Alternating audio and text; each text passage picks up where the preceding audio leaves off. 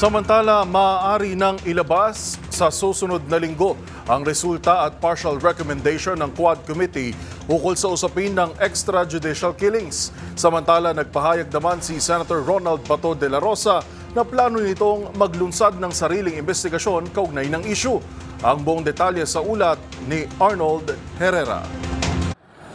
Matapos ang 8 pagdinig, inaasahang maglalabas ng partial results at recommendation ng Quad Committee sa darating na October 22. Kabilang rito ang masusing investigasyon sa mga may pananagutan sa nangyaring extrajudicial killings sa kasagsagan ng drug war ng nakalipas na Duterte administration. Sa panig ni dating Philippine National Police Chief at ngayon Senator Ronald Bato de la Rosa, nagpahayag ito ng planong maglunsad ng sarili nitong investigasyon kaugnay ng issue. Bagay na tila ikinalito ni Deputy Minority Leader Congresswoman Franz Castro. Sa panayam sa DZRH, tila hinamon nito ang senador kung kaya ba nitong iharap sa publiko ang kanilang anti-drug memorandum circular at mga shoot-to-kill statements. Sa kanyang committee, kung mag-iimbestiga siya, ipapalabas niya ba yun? Yung mga ganong mga statements nila ni President Duterte.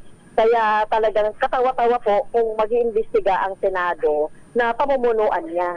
Kasi parang iimbestigahan niya yung sarili niya at saka si President Duterte na siya talagang may utak ng war on drugs. Hinala ng mambabatas. Paraan ito ni De La Rosa upang maiwasan ang accountability sa madugong EJ case, gayong nauungkat na ng komite ang malinaw na partisipasyon nilang dalawa ni dating Pangulong Duterte sa naturang mga patayan. Kung mapatunayan naman daw na totoong may sala si De La Rosa, pwedeng irekomenda ng komite na sampahan ito ng kasong kriminal. Samantala, nilalakad na rin ng chairman ng Quad Committee na si Representative Robert Ace Barbers ang pag-criminalize sa EJ case.